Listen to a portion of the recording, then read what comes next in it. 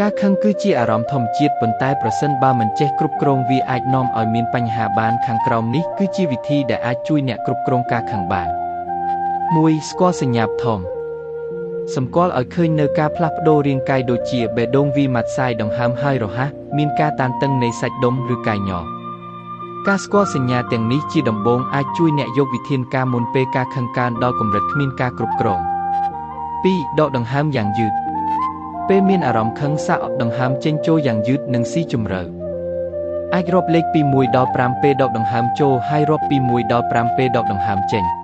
3. រាប់លេខពេលមានអារម្មណ៍ខឹងខ្លាំងសាករាប់លេខពី1ដល់10ឬ20បើចាំបាច់មុនពេលនិយាយឬធ្វើអ្វីមួយវិធីនេះផ្ដល់ឱកាសឲ្យខួរក្បាលមានពេលគិតនិងទប់នឹងស្ថានភាពដោយសន្តិភាព 4. ដកខ្លួនចេញពីស្ថានភាពបើអាចចាក់ចេញពីកន្លែងដែលកំពុងធ្វើឲ្យអ្នកខឹងសិនផ្ដល់ពេលឲ្យខ្លួនឯងសម្រាកនិងធូរស្បើយមុនពេលតបវិញ 5. ប្រើប្រាស់បច្ចេកទេសធ្វើឲ្យរាងកាយធូរស្បើយហាត់ប្រាណធ្វើឲ្យសាច់ដុំតានតឹងរួចបញ្ចេញតានតឹងសាច់ដុំប៉ុន្មានវិនាទីរួចបញ្ចេញហាត់យកឬសម្លឹងរូបភាពដែលធ្វើឲ្យស្ងប់ស្ងាត់ក្នុងចិត្ត 6. ចែករំលែកអារម្មណ៍ជាមួយអ្នកដទៃនិយាយអំពីអារម្មណ៍ខឹងរបស់អ្នកជាមួយមិត្តភក្តិឬសាច់ញាតិដែលទុកចិត្តក្រោយពេលអ្នកស្ងប់ឡើងវិញការពុកបង្ហាញអារម្មណ៍ដោយសុវត្ថិភាពអាចជួយបន្ធូរអារម្មណ៍ 7. សរសេរអ្វីដែលធ្វើឲ្យខឹងការសរសេរអ្វីដែលធ្វើឲ្យអ្នកខឹងនិងមូលហេតុអាចជួយអ្នកវិភាគនិងយល់ពីអារម្មណ៍របស់ខ្លួនបានកាន់តែច្បាស់ 8. ស្វែងយល់ពីមូលហេតុគល់ពិចារណាថាតើមានអ្វីដែលធ្វើឲ្យអ្នកខឹងជាញឹកញាប់និងរកមើលវិធីដោះស្រាយបញ្ហានោះការយល់ពីមូលហេតុជាក់ស្ដែងអាចកាត់បន្ថយការខឹងបាន 9. រកមធ្យោបាយដោះស្រាយបញ្ហាផ្ដោតលើការដោះស្រាយបញ្ហាជំនួសអារម្មណ៍ខឹង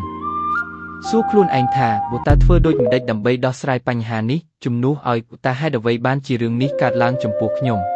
10. ប្រើភាសាដែលមិនធ្វើឲ្យឈឺចាប់ពេលនិយាយអំពីអារម្មណ៍ខឹងព្យាយាមប្រើពាក្យថាខ្ញុំមានអារម្មណ៍